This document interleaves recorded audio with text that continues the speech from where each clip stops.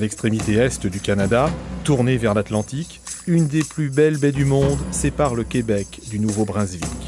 C'est la baie des Chaleurs.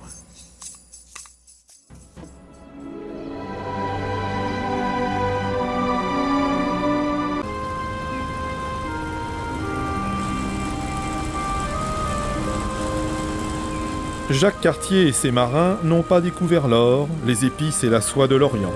Sans le savoir, ils ont trouvé le Nouveau Monde et ses trésors immenses. Une profusion de vie et des richesses naturelles convoitées par les grandes puissances et qui changeront le cours de l'histoire.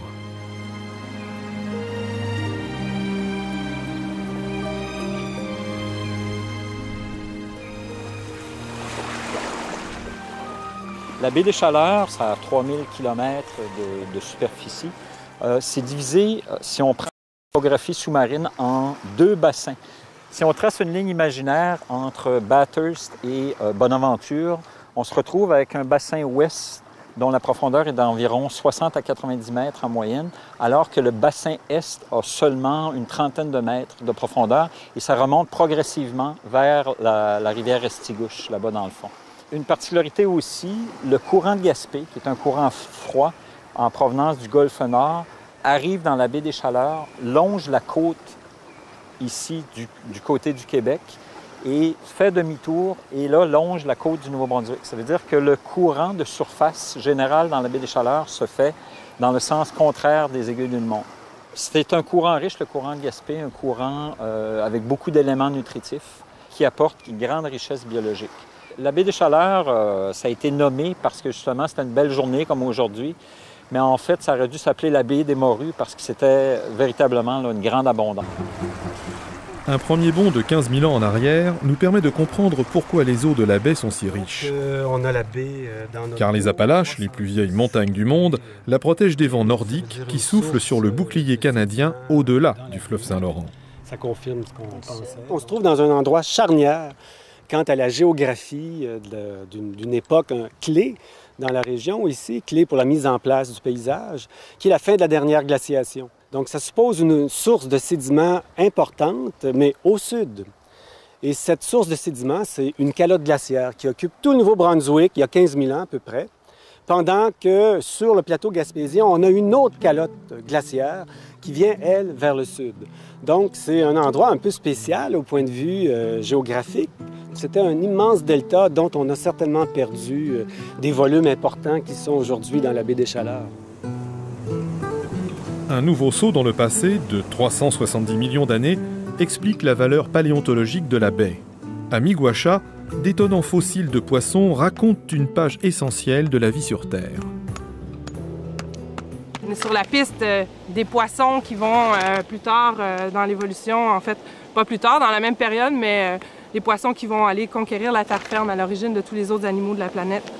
Donc là, on a vraiment un ibouli qui est arrivé ce matin. J'ai trouvé ça ce matin tel quel. C'est nouveau parce qu'il y a énormément plu. Donc là, je vais fouiller les laminites qui sont ici. J'ai même pas eu besoin de la frapper, celle-là. Là, ici, on a un petit morceau d'os d'un placoderme qui est un poisson avec une espèce de grosse armure qui est Botryoplepis. Ce qu'on fait souvent en paléontologie quand on étudie les fossiles, c'est qu'on va mouiller le fossile, comme ça augmente le contraste.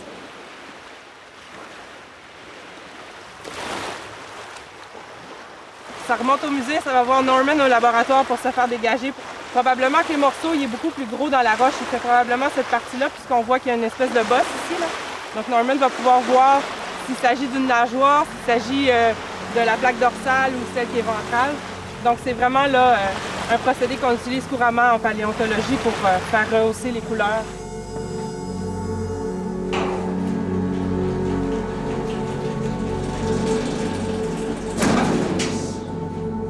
Classé au patrimoine mondial de l'UNESCO, Miguacha est un musée fascinant, mais aussi un centre de recherche où les savants travaillent sur l'évolution de la vie sur la Terre.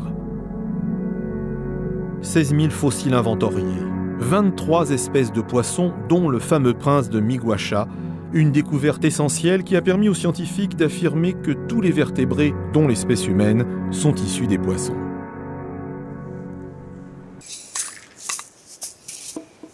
La baie des Chaleurs se déploie sur 2 provinces. Au nord, le Québec francophone, au sud, le Nouveau-Brunswick, la seule province bilingue du Canada. Or, c'est paradoxalement ici que nous allons rencontrer les tout premiers pionniers de l'Amérique française, les Acadiens.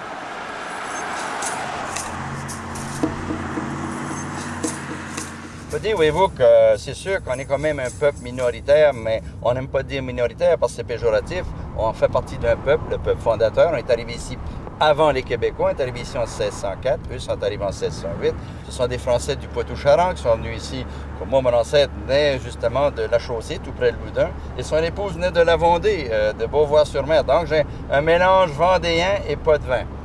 Mais on ne peut pas dire qu'on a toujours été collés sur le Québec.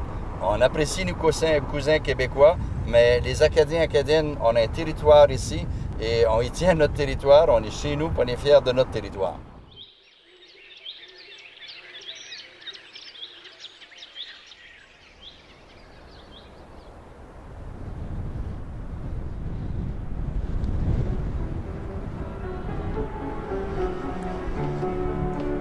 Ils sont venus de la mer, ils sont venus bâtir le pays, les mains nues et sans manière.